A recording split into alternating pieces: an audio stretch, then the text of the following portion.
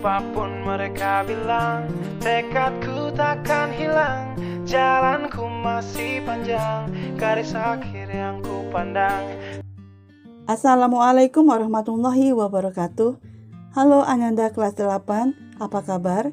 Kita berjumpa kembali dalam pelajaran matematika.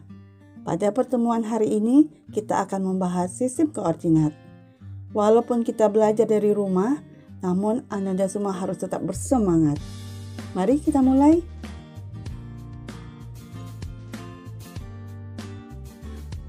Pada pertemuan hari ini, kita akan membahas mengenai 1. Sistem koordinat kartesius, 2. Absis dan ordinat, 3. Kuadran, 4. Menentukan kedudukan suatu titik. Apapun mereka bilang, tekadku takkan hilang. Jalanku masih panjang, garis akhir yang ku pandang. Sistem koordinat kartesius adalah suatu sistem untuk menentukan posisi suatu titik atau benda atau unsur geometri menggunakan satu atau dua atau lebih bilangan dan memiliki sumbu yang tetap. Diagram kartesius terdiri dari dua sumbu, yaitu sumbu X yang disebut absis, sumbu Y yang disebut ordinat.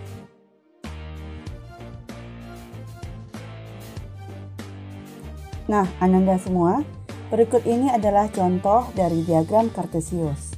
Tolong perhatikan ya. Garis yang mendatar disebut sumbu X, garis yang tegak lurus disebut sumbu Y. Daerah yang diarsir berwarna biru adalah kuadran 1. Yang berwarna kuning adalah kuadran 2. Berwarna hijau adalah kuadran 3. Dan yang berwarna merah adalah kuadran 4. Apapun mereka bilang, tekadku takkan hilang. Jalanku masih panjang, garis akhir yang ku pandang. Kuadran 1.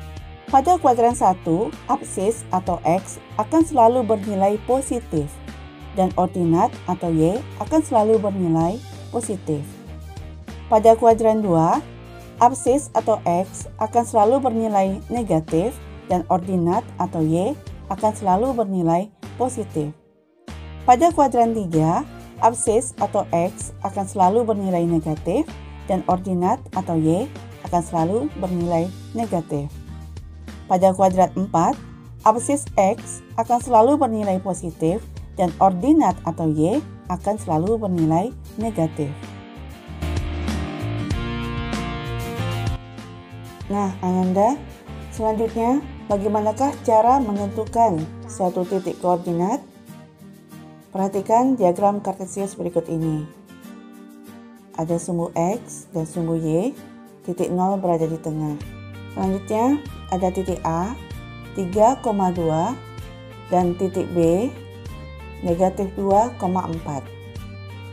Kedudukan titik A, 3,2, artinya berjarak 3 satuan dari sumbu Y dan 2 satuan dari sumbu X. Titik A berada pada kuadran 1. Kedudukan titik B, negatif 2,4, artinya berjarak 2 satuan dari sumbu Y di sebelah kiri dan 4 satuan dari sumbu X. Titik B berada pada kuadran 2.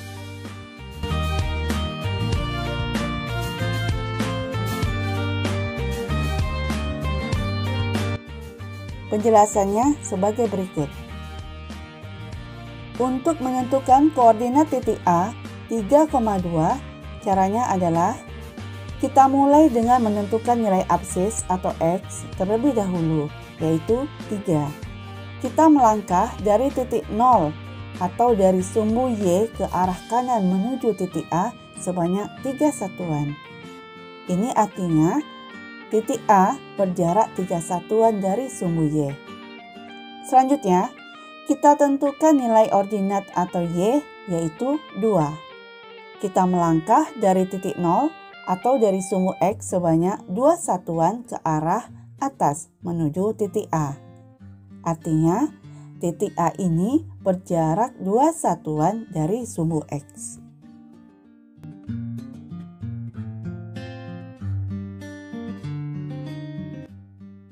Selanjutnya, mari kita menentukan posisi suatu titik terhadap titik lainnya. Contoh sebagai berikut. Diagram kartesius, sumbu X, sumbu Y, 0 di tengah, kemudian ada titik A dan ada titik B. Kedudukan titik B terhadap titik A adalah titik-titik. Titik A kita jadikan sebagai titik pusat. Nah, dari titik B, kita mulai melangkah sejajar sumbu X ke arah kanan. Dari soal di atas, kita melangkah sebanyak 2 satuan. Selanjutnya, bergerak ke atas sejajar sumbu Y sampai di titik A, sebanyak 6 satuan. Jadi, posisi titik B terhadap titik A adalah 2,6.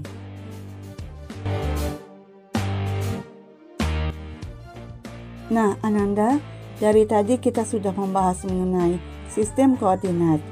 Sekarang, untuk lebih jelasnya, apa manfaat sistem koordinat kartesius dalam kehidupan? Mari kita bahas satu persatu contohnya. Dalam kehidupan sehari-hari, seringkali kita menjumpai gambar denah atau peta, misalnya dalam undangan pernikahan atau denah lokasi pesta. Kemudian dalam hal penerbangan, seorang pilot dapat menerbangkan pesawat dan mendaratkan pesawatnya karena pesawat terbang dilengkapi dengan alat seperti radar sebagai alat pendeteksi, kompas sebagai alat penunjuk arah, dan radio sebagai alat komunikasi. Oleh karena itu, seorang pilot harus mahir dalam membaca dan menentukan letak suatu tempat pada bidang koordinat kartesius. Nah, dalam pelajaran ilmu sosial, seringkali kita menggunakan peta, letak suatu kota, letak gunung, danau, lapangan terbang, dan sebagainya. Semua itu dapat dianggap sebagai kedudukan suatu titik. Untuk memudahkan membaca peta, maka peta dilengkapi dengan garis mendatar yang disebut lintang dan garis tegak yang disebut bujur. Nah, itulah tadi beberapa contoh manfaat sistem koordinat kartesius dalam kehidupan. Untuk lebih jelasnya, Anda perhatikan contoh berikut ini. Apapun mereka bilang, tekadku takkan hilang. Jalanku masih panjang, garis akhir yang ku pandang. Apapun mereka bilang. Nah, Ananda sekalian, demikianlah penyampaian materi pada hari ini. Semoga apa yang telah disampaikan dapat dipahami dengan baik dan menjadi ilmu yang bermanfaat. Terima kasih atas perhatiannya. Kita berjumpa kembali pada pertemuan selanjutnya. Assalamualaikum warahmatullahi wabarakatuh. Apapun mereka bilang, tekadku takkan hilang. Jalanku masih panjang, garis akhir yang ku pandang. Apapun mereka bilang, tekadku takkan hilang. Jalanku masih panjang, garis akhir yang ku pandang. Apapun mereka bilang, tekadku takkan hilang. Jalanku masih panjang, garis akhir yang ku pandang. Apapun mereka bilang, tekadku takkan hilang. Jalanku masih panjang, garis akhir yang ku pandang. Apapun mereka bilang, tekadku tak